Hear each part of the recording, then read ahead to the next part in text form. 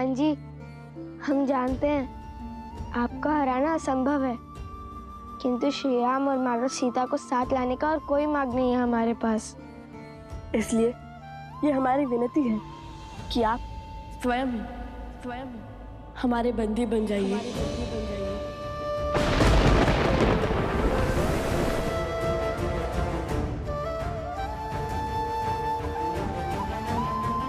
बालकों, तुम दोनों ने सिद्ध कर दिया कि बल के साथ ज्ञान और विनम्रता हो तो सब कुछ संभव है।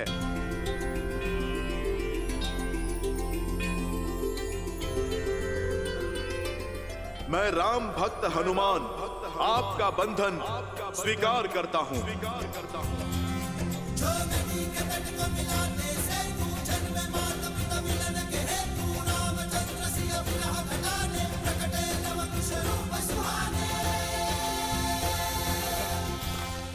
क्षमा कीजिए हनुमान जी। क्षमा? हाँ, क्योंकि आप केवल माता सीता और प्रभु श्री राम के ही नहीं, अपितु इन लवकुश को भी प्राणों से प्रिय है, और किसी प्रियजन को बंदी बनाने से बड़ा और कोई आघात नहीं।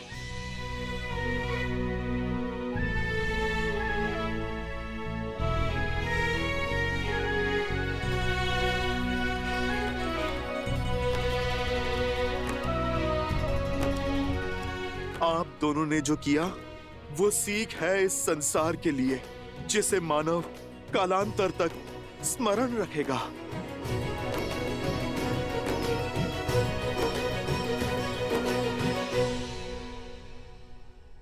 जय श्री राम।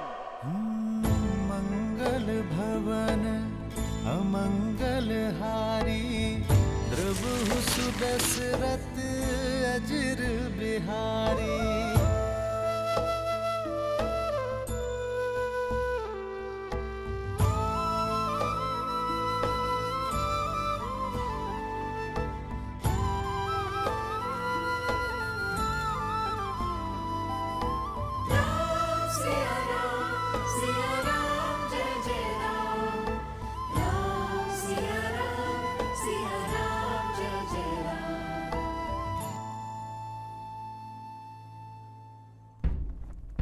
ये नाद, चलो चलो। अरे अभी मेरी पूजा शेष है। पूजा बाद में संपन्न करना, अभी चलो यहाँ से।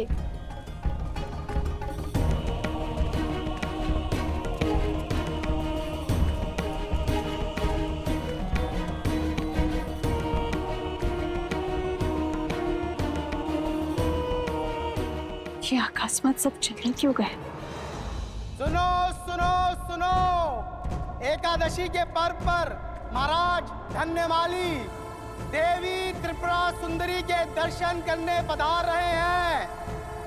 माता से अपनी राज्य की कुशलता का आशीर्वाद मांगने पधार रहे हैं। महाराज धन्यवाली की जय। महाराज धन्यवाली की जय।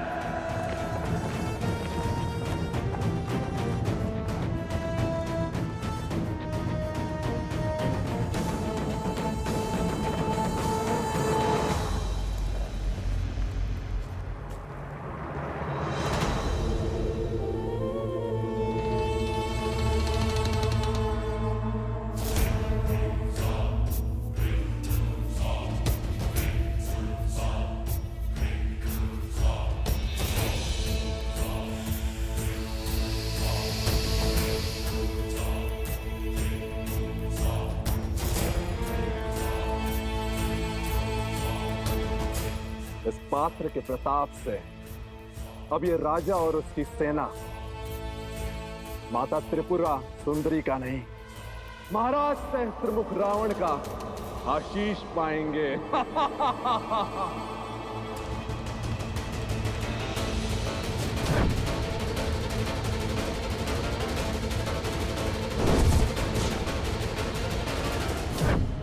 सेनापति,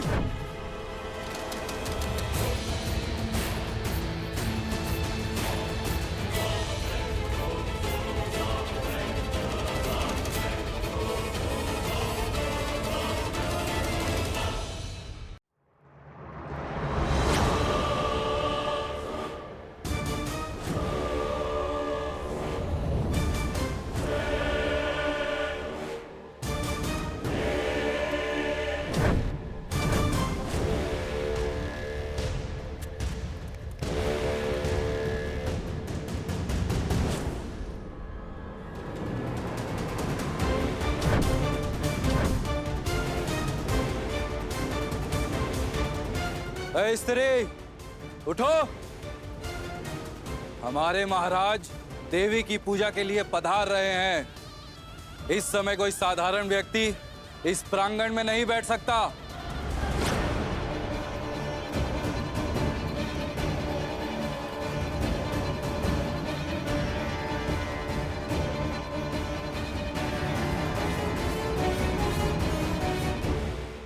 माता की दृष्टि में कौन साधारण, कौन असाधारण, सभी भक्त सम्मान है और सभी को पूजा करने का अधिकार है। अभी मेरी पूजा संपन्न नहीं हुई है। जब मेरी पूजा संपन्न होगी तभी उठ सकती हूं मैं। अच्छा, एक साधारण सी स्त्री होकर हमसे तर्क वितर्क का दुस्साहस।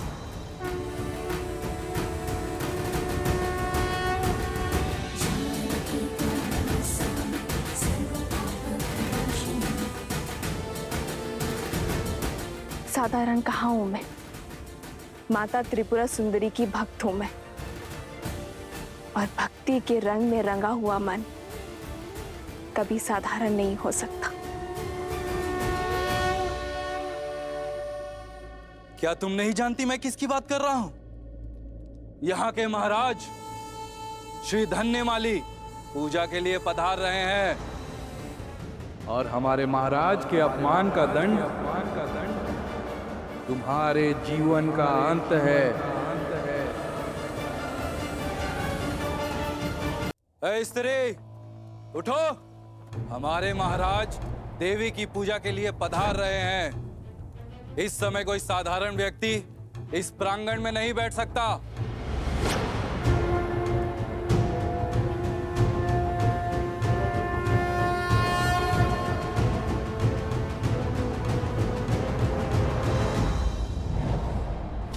माता की दृष्टि में कौन साधारण, कौन असाधारण, सभी एक समान है और सभी को पूजा करने का अधिकार है। अभी मेरी पूजा संपन्न नहीं हुई है। जब मेरी पूजा संपन्न होगी तभी उठ सकती हूं मैं। अच्छा, एक साधारण सी स्त्री होकर हमसे तर्क वितर्क का दुस्साहस।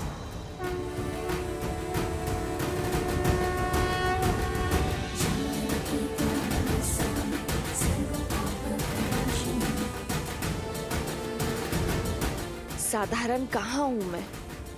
माता त्रिपुरा सुंदरी की भक्त हूं मैं, और भक्ति के रंग में रंगा हुआ मन कभी साधारण नहीं हो सकता। क्या तुम नहीं जानती मैं किसकी बात कर रहा हूं? यहाँ के महाराज श्री धन्यमाली पूजा के लिए पधार रहे हैं। और हमारे महाराज के अपमान का दंड तुम्हारे जीवन का अंत है। माता त्रिपुरा सुंदरी जगत जननी है, किसी राज्य की संपत्ति नहीं है। ये मंदिर मेरी माता का है और मैं यहाँ पूजा उनकी आज्ञा से ही करने आई हूँ। तुम्हारे राजा के आने से पहले मेरी पूजा संपन्न हो जाएगी और तब तक ये मंदिर मेरी माता का है।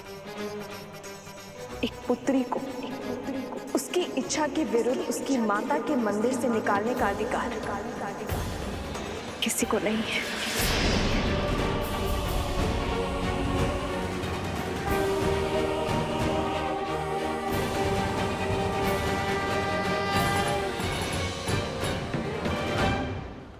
हमारे महाराज का इतना घोर अपमान।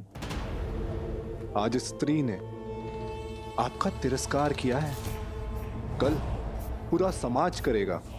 ये पूजन और उद्दंडता दोनों रोकने होंगे हमें।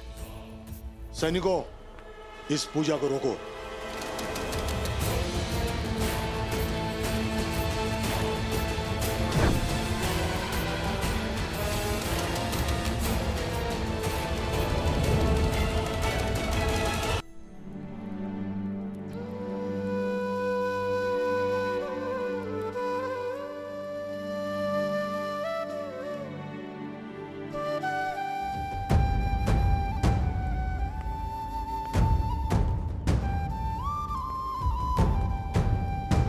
लक्ष्मण कहाँ है? वो तो सूर्योदय के साथ ही निकल गए हैं उन ऋषि कुमारों को खोजने।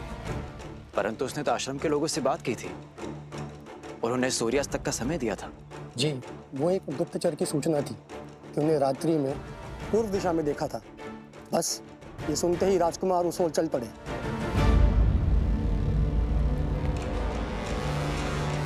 हे ईश्वर, ये क्रोध की अग्नि लक्ष्मण के विवेक को न लील जाए। वो भैया की मर्यादा पर लांछन न लगा बैठे। उन दोनों ऋषि कुमारों को मर्यादा धर्म का पाठ पढ़ाने का समय आ गया है। हनुमान जी, आपको बंदी तो बना दिया, किंतु हमारा हृदय अभी भी दुखी है। नियति के आगे किसकी चलती है? अस्मासु प्रत्येकः तस्य नियते अधिपति। हम में से हर एक स्वयं अपनी नियति का स्वामी है और मेरे तो स्वामी प्रभु श्री राम हैं। अर्थात ये नियति उन्होंने चुनी है, तो मेरे लिए ये तो प्रसाद है। बालकों, आप वो कार्य करने जा रहे हो जो ये हनुमान भी ना कर सका। आगे बढ़ो बालकों। अब हमें आज्ञा दीजिए, अब हमें आश्रम जाना होगा। माता हमारी प्रतीक्षा कर रही होगी। आप बताइए, आप क्या खाएंगे? आप मेरे भोजन की छोड़िए, अपने लक्ष्य की ओर जाइए। देखिए, आपको हमने बांधा है, तो अब आपका उत्तरदायित्व तो हमारा है। और अश्व, उसे आप यहीं छोड़कर जाओगे? हम साथ नहीं जाएंगे, एक एक करके जाएंगे। अब आप बताइए, आप क्या खाएंगे? अच्छा, तो फिर ठीक है। मुझे तो अनेक वस्तुएं प्रिय हैं, जैसे कि खीर, मालपुआ, दही, मक्खन, केले, लड्डू। बस बस बस बस बस, आज के लिए इतना बहुत हुआ। अब शेष नीति कल। क्या हुआ? कोई है वहाँ? लक्ष्मण भैया?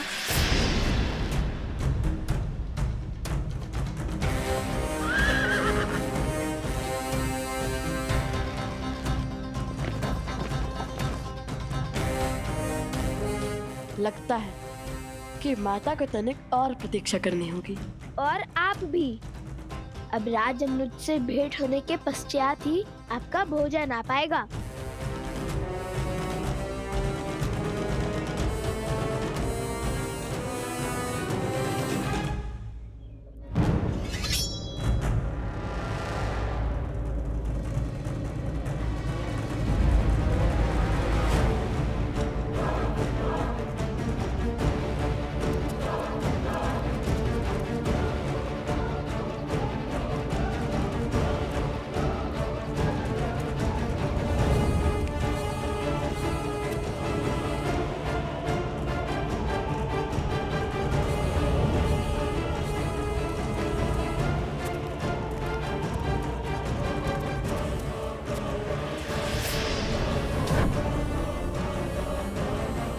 रुक जाइए, एक भक्त पर बल प्रयोग करना महाराज को शोभा नहीं देता। एक प्रयास हमें करने दीजिए, हम उन्हें बाहर लेकर आएंगे।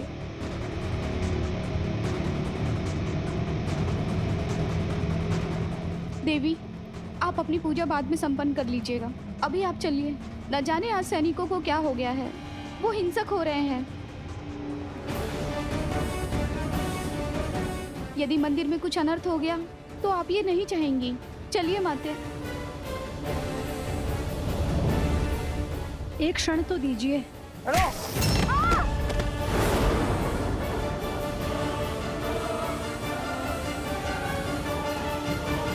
क्षमा करना माता। जानकी त्वं नमस्यामि सर्वपाप प्रणाशिनी। जानकी त्वं नमस्यामि सर्वपाप प्रणाशिनी।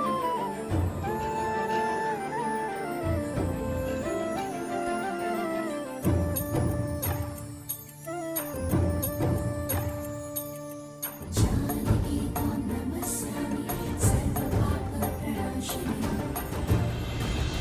जनक दुलारी राम प्रिय, राम काज हित जन्म लिए। मृदु मुस्कान धरो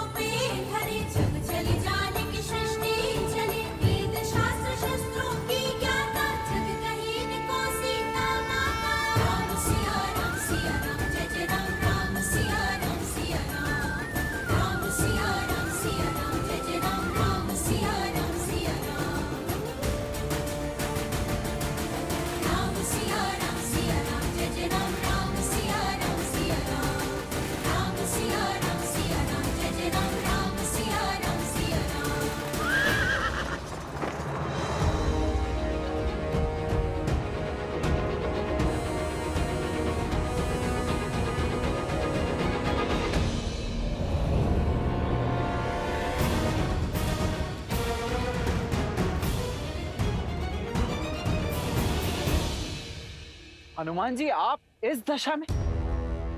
जो कार्य करने का साहस तीनों लोकों में किसी के पास नहीं, वो इन दोनों बालकों ने कर लिया। आपको परास्त करके आपको बंदी बना लिया। ये कैसे संभव है हनुमान जी? इन्होंने मुझे उस बंधन में बांध लिया जिसे मैं तो क्या, कोई भी नहीं तोड़ सकता। सीता राम के बंधन में। आप ही बताइए, भला मैं कैसे तोड़ूं उस बंधन को? ना ये जीते हैं और ना ही मैं हारा। बस आप यही समझ लीजिए कि सीताराम ही जीत गए। भक्त है ना आप हनुमान जी, तभी इन दोनों बालकों ने आपको अपनी बातों में उलझा लिया है। परंतु मैं अयोध्या का सेनापति हूं और सेनापति होने के नाते मैं इन दोनों को अंतिम चेतावनी देता हूं। अश्व मुझे सौंप दो और हनुमान जी को भी मुक्त करो। लक्ष्मण जी, फिर वही बात।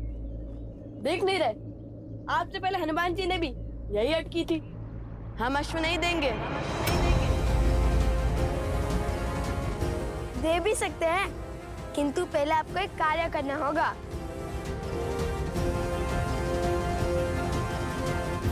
कैसा कार्य? माता सीता को श्री राम से दूर आप ही लेके गए थे ना?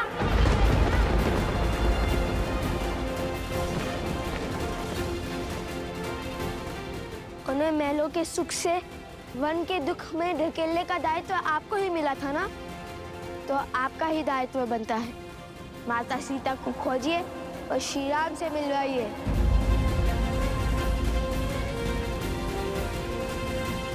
ये काम कीजिए और प्रसन्नता से ये अश्व और हनुमान जी दोनों को ले जाइए।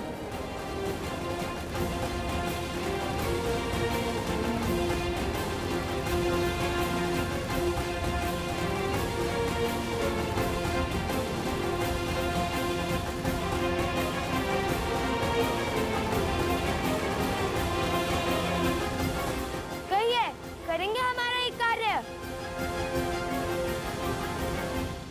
आप राजा हैं।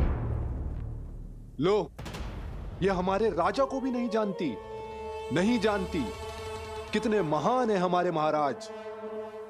राजा वो होता है जो प्रजा का कष्ट दूर करे, ना कि उन्हें कष्ट दे।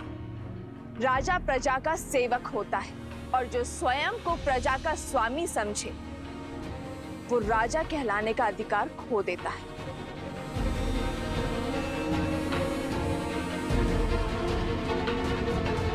राजा प्रजा के लिए उत्तरदायी है, प्रवासियों के लिए नहीं। तुम्हारी वेशभूषा और भाषा ये बता रही कि तुम मेरी प्रजा नहीं हो। हमारे राज्य के ना होकर हमारे राज्य के नियम तोड़ने का दुस्साहस किया। हमसे प्रश्न करके नारी की गरिमा तुमने भंग की। सैनिकों, बंदी बना लो इसे। रुक जाओ।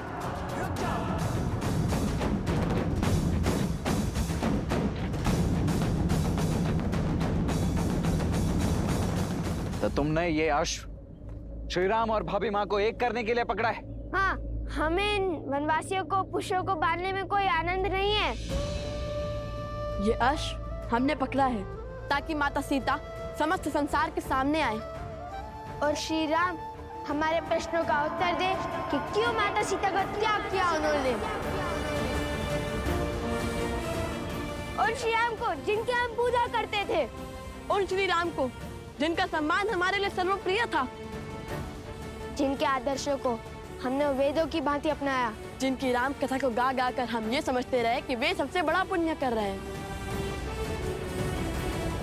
हम उन श्री राम से पूछना चाहते हैं कि जिन देवी सीता ने उनके साथ 14 वर्ष काटे, रावण की संपन्नता को नकार दिया, जिन्होंने अपनी पवित्रता के प्रमाण के लिए स्वयं अग्नि परीक्षा दी, ऐसे प्रेम और समर्पण की मूर्त देवी सीता को क्यों ठुकरा दिया उन्होंने?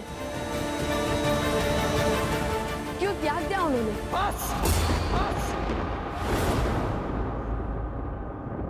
बस करो और यह उद्दंडता इसी समय रोक दो। अच्छा, अब आपको हमारे प्रश्न उद्दंडता लग रहे हैं। जब माता कैकई ने श्री राम को वनवास भेजा था तब आप उनसे प्रश्न पूछने के लिए नहीं गए थे? क्या जब महाराज सुग्रीव भोग विलास में व्यस्त हो गए थे तब आपने उनके समक्ष धनुष नहीं उठाया था? वानरों को आतंकित नहीं किया था? क्या वो दंडता नहीं थी? मैंने जो किया वो अपने भैया के लिए किया है, किंतु श्री राम से प्रश्न करने वाले तुम दोनों होते कौन हो? तुम्हारा श्री राम और देवी सीता से क्या संबंध है? जो अश्व रोकने का अधर्म और अपराध किया है तुमने।